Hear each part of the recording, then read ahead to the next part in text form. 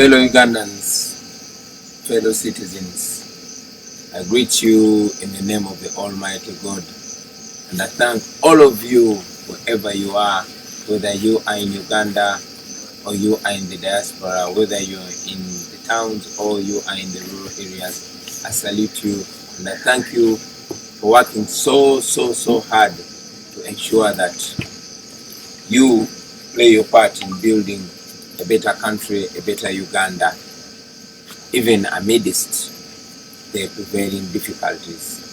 Thank you very much, fellow citizens. And in a special way, I want to thank the people that have received us in the many districts where we have been holding our campaign meetings, right from the people of Mbarara who received us when we were launching our manifesto. We thank you very much. To the great people of Bankole, mwebale mnonga, mwebale barambanje, mwebale mnonga. To the people of West Nile, Awadifo. To the great people of Lango, Afoyo Matek, who were arrested from Luoka. But we salute to the people of Luoka for the welcome. We send this message to the people of the people of Kamuli, the people of Mpiji, the people of Masaka, Liantonde, Chiruhura, Mbarara, Isinjiro, Ntungamo, and Rukonjiri districts. We were not able to meet you because of the violent and illegal arrests that you saw, that were of course imposed to us by the state. But we had even been earlier blocked from accessing Kitgum and accessing Sironko and Bujiri. We were not able to go there. I am persuaded, although, that Mr. Museveni was blocking us from seeing these people because he knows the kind of mess that he has created in these places. So he cannot stand us going there to tell them the truth. I am persuaded that he knows that when we go there, we will just show them the mess, which I'm sure they've been seeing for a long time. You notice Museveni stopped me from carrying on our my nationwide music shows because he knew that through music we were showing people the obvious, we were opening people's eyes. And indeed, he stopped me and the team from going around the country to carry on our consultations because he knew he does not want us to communicate, because the more we interact is the more people's eyes get opened. But too bad for him, the people are already fully alert. They already understand what's going on in their country. So I salute all efforts, all friends in the struggle that have played their part to ensure that our people are fully awake, because we all see that people are fully awake. Our fellow citizens, while President Museveni and his surrogates are going around holding rallies, holding processions, they are beating us, torturing us, killing people, and throwing us in prisons for doing the same. he knows that even when he was encouraged to postpone the election, he was looking at this COVID-19 pandemic as an opportunity to rig the election, to play his usual game. But again, he realized that not even the pandemic can stop the people from coming out, and that's exactly what happened. Now, having seen that he has no other option, he resorted to his usual brute force, unleashing terror to the innocent citizens, and that's exactly what was happening. He arrested me and many other comrades and dropped us in Narufenya. Why? Because he had no other options. Museveni did not want us to speak to the people of Luuka, because he knew we were going to tell them that more than 79% of the people of Luuka live on Tadoba, Butadoba, or Paraffin. More than 79% of the people of Luuka, with the great resorts that is in Busoga. He knew that we were going to tell them that more than 87% of the people of Luuka rely on firewood for survival. He knew that I was going to tell the people of Luuka that only a quarter, 25% of the people of Luuka have permanent houses. A quarter of the population. He knew that. That's why he stopped us. I mean, by the way, in a special way, abantu ba Luuka mbalamusaako ino gwali mu kisa gwa maani okwira kwe wifwe. Lwaki Luuka ndetayo wifwe? Nze baba wange nga tanafwa yankoba nti omu ku badada bange mudi 18 something yaliwo Luuka, era bamuziika Luuka, baali bamweta Bwago.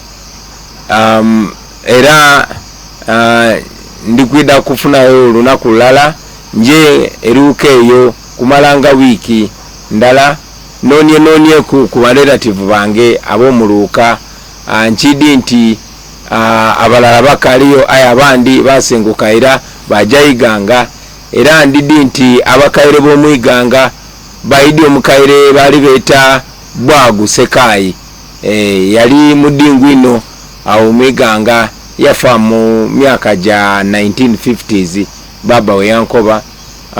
Oyo mukaire we dada wange baba oyatola ku erina lya Sekayi nali wa mutabani wange beta Solomon Kampala Sekayi, erina lyali lya dada wange, bali bamweta Bwagu Sekayi, yali mudingu weiganga. Kale no mubona oti abantu bebusoga banenda ino ayenze nambenda ino eyo tinsobi baba ze ndi webusoga ndi mwana wa Luuka.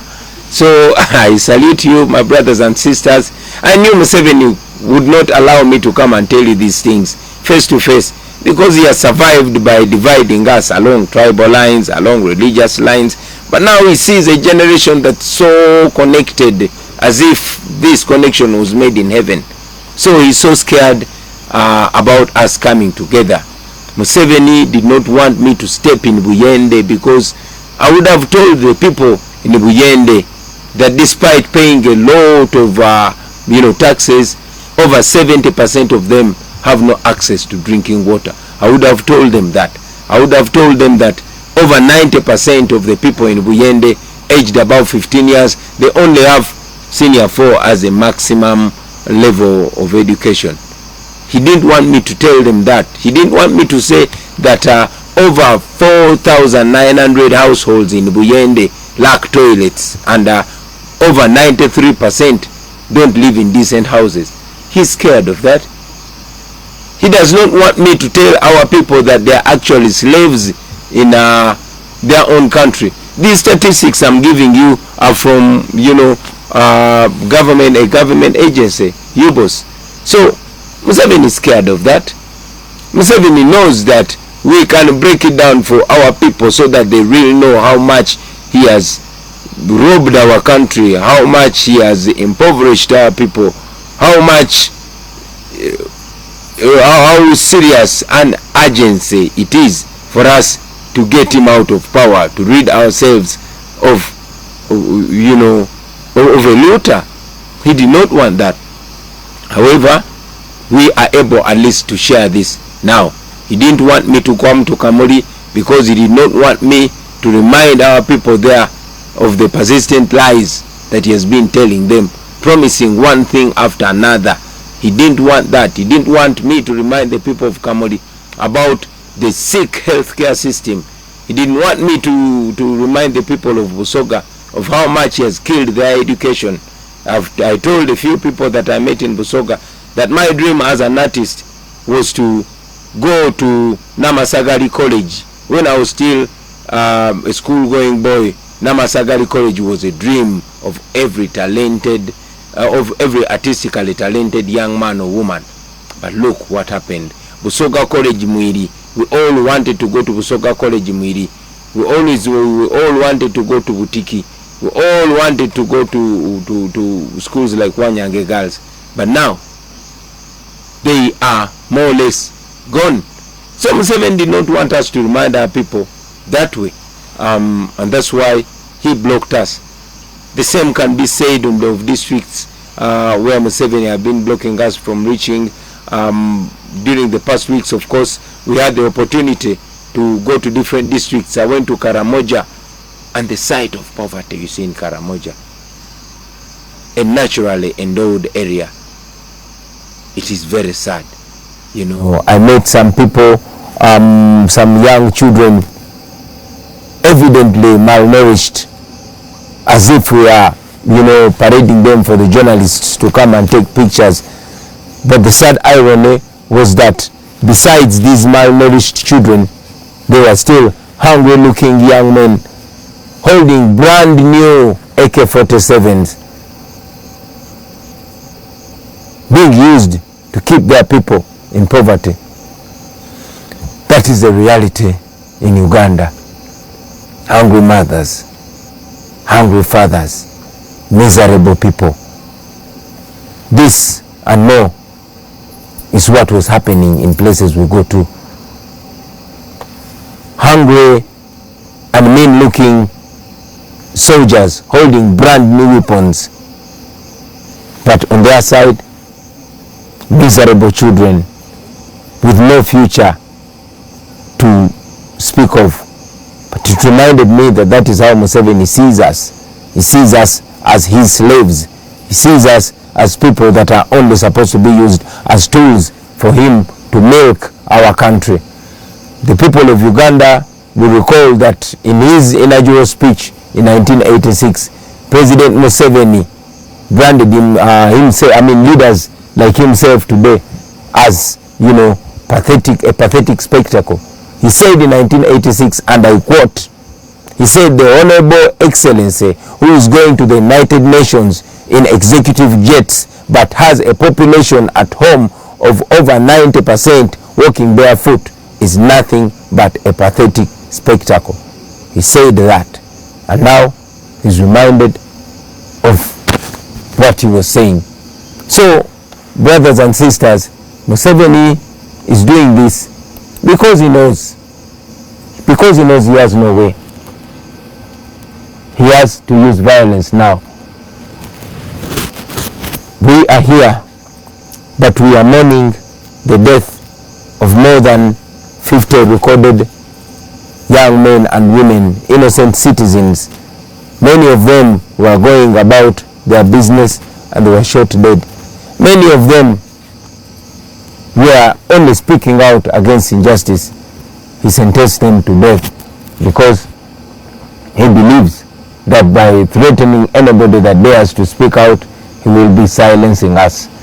I also saw the Minister of Security, General Eri Tumwine, confirming that indeed their police has the power to execute any citizen. We condemn that, and we continue to tell him that the people of Uganda will be free.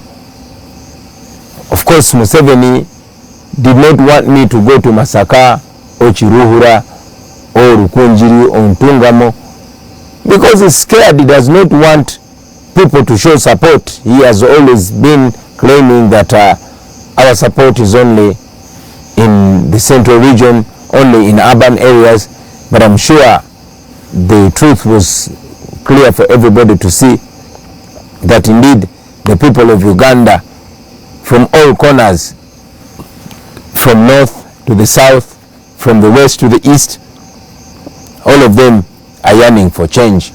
All of them are ripe for change.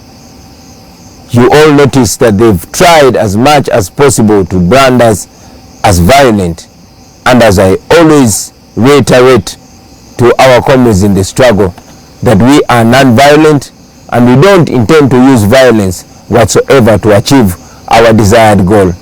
We don't believe in violence. We know the regime is trying as much as possible to brand us violent so they can, respond to us with violence. And sadly, these people that are being used to make violence to innocent citizens, they are equally miserable. I met an elderly man in Bobi who has been a police officer for a long time. He struggled as much as possible, selling even the land that his parents left to him to take his son through school. He has a son who wants to be a police officer. Of course, he studied economics, but after 4 years of graduation, he has not found a job.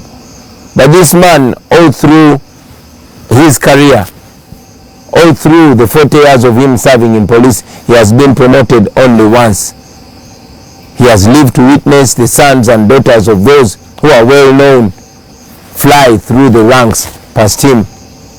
But now, his son wants to join the police. Yes, after his bachelor's degree, he has not gotten a job. He's at crossroads, seeking advice from me. And my advice to him was to vote, to come out and vote, because this cannot be fixed if we don't have a better leadership. This cannot be fixed if we don't have a leadership that considers, merit while promoting the men and women in uniform. Of course, so many other people that I met, the young nurses, there's even a nurse that was, fired for interpreting for me when I went to, where is this before? To Pakwach actually. I was in Pakwach. This nurse is going through trouble for translating words that are not inciting violence, for translating words that are only communicating a message of freedom. My fellow Ugandans, I only want to encourage you to be firm. I only want to encourage you to believe in change that is before our very eyes. We are going to the polls on January 14th. Although Museveni and his people are trying as much as possible to stamp it in our minds that we don't have a right to change our fortunes through a vote, although they've unleashed brute force trying to communicate to us that even when we vote him out, he has the capacity to rig the election. But I want to give you confidence, my brothers and sisters, that it is possible. We have seen more brutal dictators around us, but the power of the people has prevailed, and the people's voice has ultimately reigned supreme. So I want to give you confidence. I want to give you encouragement.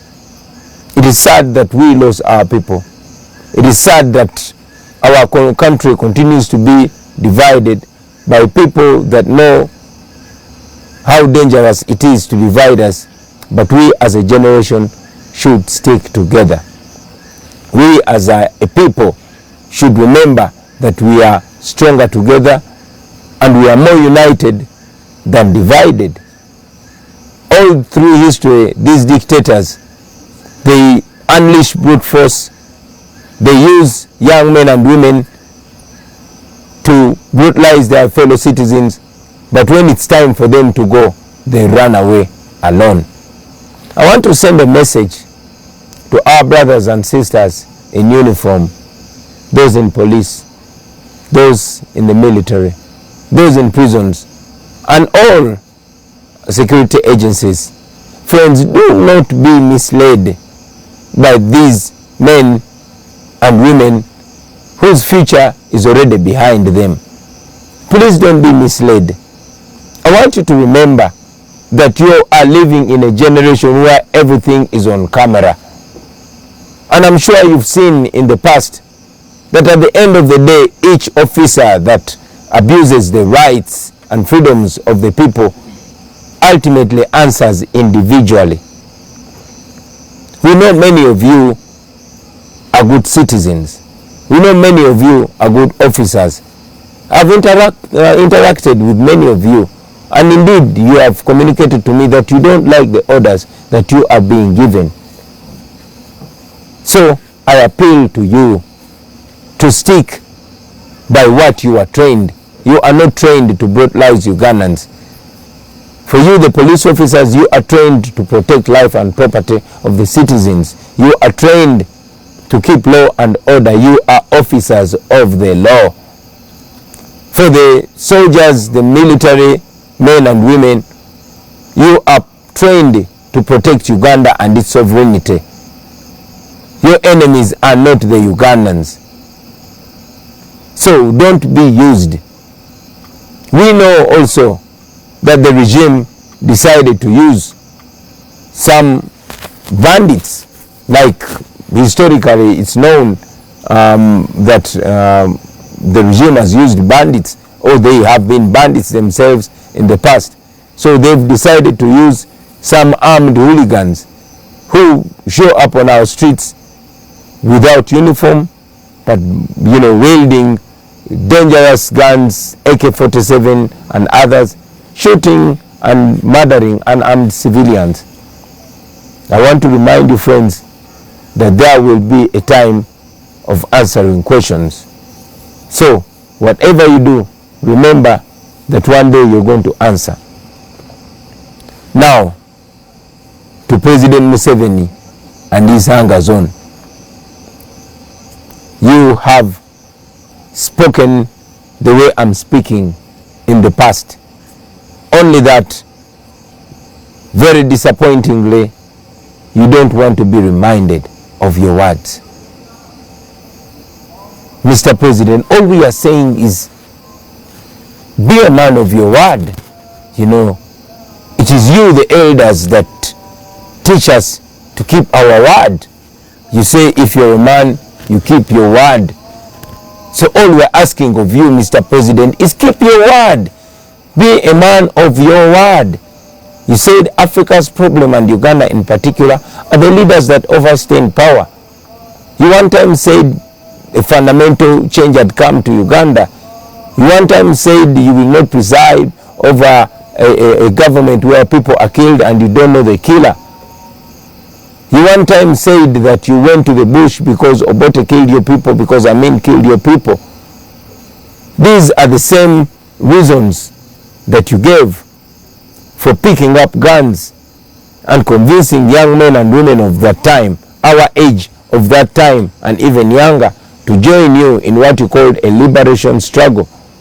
But here we are, 40 years later, you are killing our mothers, you are killing our fathers, you are killing a population who are supposed to be your grandchildren.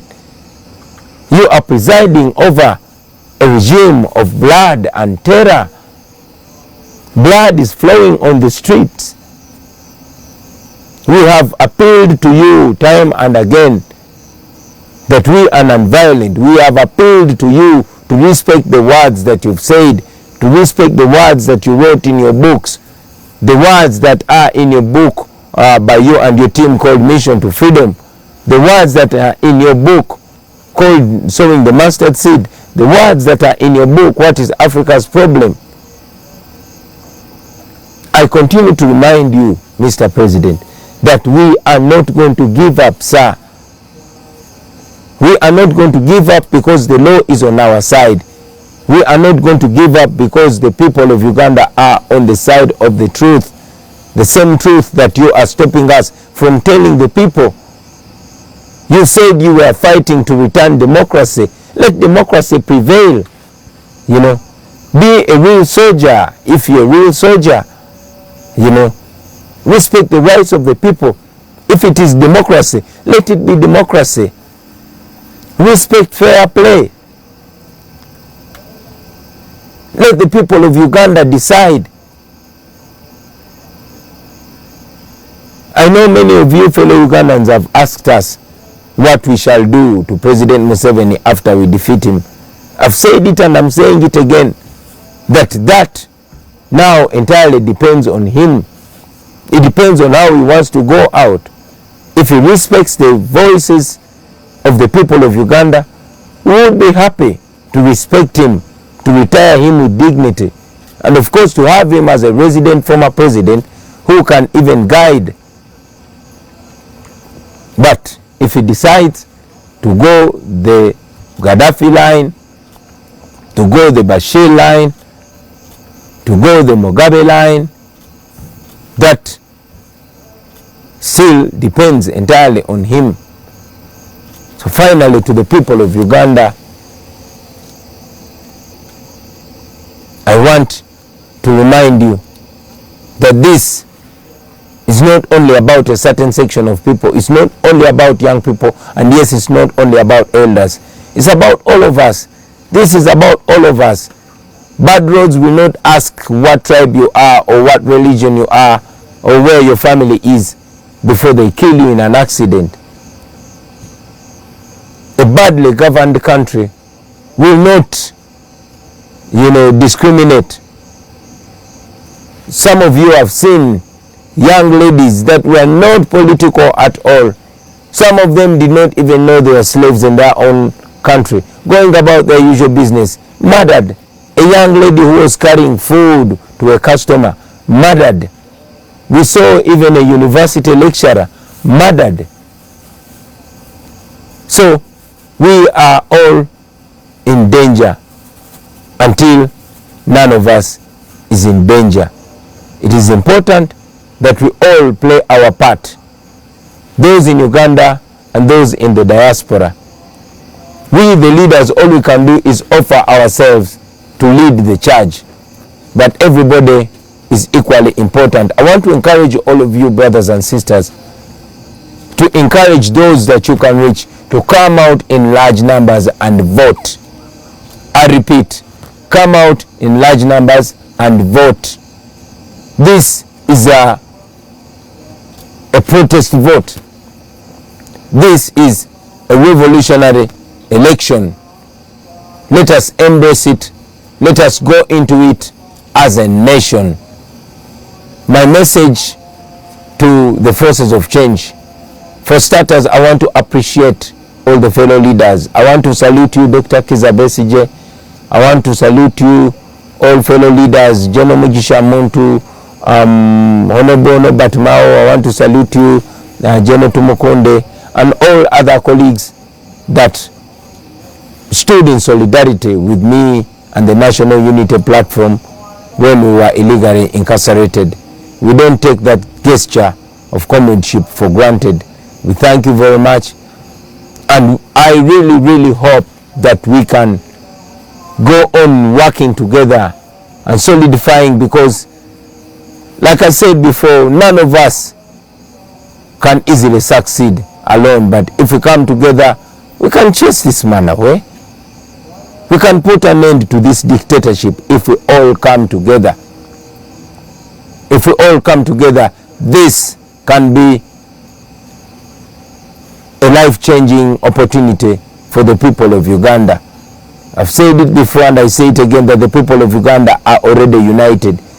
It's upon us, the leaders, and I'm really, really encouraged by the constant gestures of unity. We have the opportunity, and if we maximize it, Museveni and his regime of blood and terror will be history. I thank all of you, ladies and gentlemen, for tuning in and listening to me.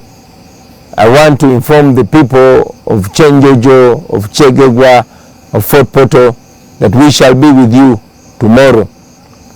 And all areas where we've not come yet, we shall be coming there. The people of Busoga, the people of Sironko, the people of Kitgum, where we've not been able to reach, we are making efforts to adjust our program to ensure that we come there physically, so that we share these facts physically, so that we share these truths physically. I know the regime will try as much as possible to block us. I know they will try as much as possible to ensure that we don't reach you with the message of freedom. So in the meantime, before we come to you, I want to request all the leaders wherever you are to ensure that you send this message out there. Abariyoma nkore message mujongereyo, abana ababusoga message mujongereyo, mwena abali mbitunde bya Uganda byenjawulo message eyo mujongereyo baganda bange. Obudde tulina butono atenga tulina okutuukiriza ekirooto ky'abana Uganda ekyokubeera free mu nsi yaabwe. So njagala basaba mwena obubaka buno mubwongereyo, temukitulekera, because it's not about us alone, it's about all of us as a nation. Obubaka mubwongereyo, abantu mbajjemu okutya, newankubadde eno gavumenti ya Museveni esazeewo okusumulula ettemu, era nga tumanyi bayinza n'okwongera mu ttemu lyabwe. Njagala bajukiza ti buli gavumenti abanakyemalira ebegenda okugwa ekola ebikolobero bingi bwe biti. Buli gavumenti abanakyemalira ebegenda okugwa ekola ebikolobero bingi bwe biti nemaliriza egudde. Nze kimpa essuubi kwe kumanya nti kino kyatandika tekyasobola kudda mabega, kwe kumanya nti bannayuganda akantu bonna baguddewo amaaso, ne bonkwata nonteeka mukomera, ne bobakuba kibooko, ne bobafuira tiyagaasi, kino tekyasobola kudda mabega. Ekyo no kimpa nnyo essuubi, kimpa amaanyi, kinyongera okukkiririza mu nkyukakyuka eno, era nammwe njagala mukkiririze mu nkyukakyuka eno. To all our brothers and sisters in the diaspora, thank you very much for the support. Mwebale nnyo, mwebalire ddala abali mu Africa, abali Europe, abali Asia, abali America, mwena mwebalire ddala. Nja kutwalanga obudde nga nkomawo nga njogerako nammwe, kubanga bwe mumanyi ebiseera ebisinga tulema okugenda ku TV oba ku buzi radio station. Engeri ezisinga obungi gye zaawambibwa, abangi babatiisatiisa, mulabye nti tetulina billboard n'emu, kubanga gavumenti yabagaana okutuwa billboards. Museveni abadde bwakujja kwogerako eri eggwanga, naye bwe twagambye tugenda kujja twogereko eri eggwanga, yakitegedde nti ajja kuswala. Ensonga lwaki tazze kwogerako eri abantu. Ekyo nno kituwa omukisa okwongera okulaga ensi nti takyalina kati kyasobola gamba abantu. Agamba nti tayagala tusinkane bantu physically, nene wano digitally era tasobola. Yagamba nti ayagala kalulu ka scientific, naye n'aka scientific nako takasobola, kubanga tasobola kutukkiriza kugenda ku TV, tasobola kutukkiriza kugenda ku radio, naye Katonda w'amaanyi nti social media wadde yagisaako omusolo, era still tumusangayo era ne tumugobayo. Era nga bwe mujja okulaba ebiseera bijja mu maaso, tujja kufuba okukozesa buli mbeera okulaga bannayuganda ti Museveni takyalina kyatugamba. Ku social media ennamba zijja kweraba. Mu January nga tugenze mu kulonda ennamba zijja kweraba. Asobola okuba abantu tiyagaasi, asobola okuba abantu amasasi, naye nga tasobola kola ki? Tasobola kulemesa abantu connectinga. Tumanyi bulungi nti internet yaffe badde interrupted. Every now and then I've been signaled that the internet is being interrupted, but I know that after this message goes out there, lazima you comrades can always watch it again. I want to thank you, ladies and gentlemen, for being part of this, and I want to promise that every now and then I'll be coming to address you. I thank you. I encourage you to go on being assertive. Organize, organize, organize. Nebe tuba tetusinkanye mwenna mubeere bakulembeze, ekyokola mukimanyi n'embeera yonna mugimanyi. Njagala kusanya okwebaza bonna bonna abeebeereddemu mu ngeri ez'enjawulo. Mwebale nnyo, mwebalire ddala. Bano abasajja tubasobola, naddala nga tukwataganye, naddala nga tweteeseteese. Tugende maaso n'okunoonya akalulu, mufube okulaba nga mutuuka buli wamu baganda bange. Don't leave this only to the politicians. Communicate with everybody. This is about all of us, whether you are teacher or doctor or farmer or taxi driver or student, wherever you are, whoever you reach, the issue should be a mission to freedom. Our issue should be mission to freedom. I thank you, ladies and gentlemen, for God and my country.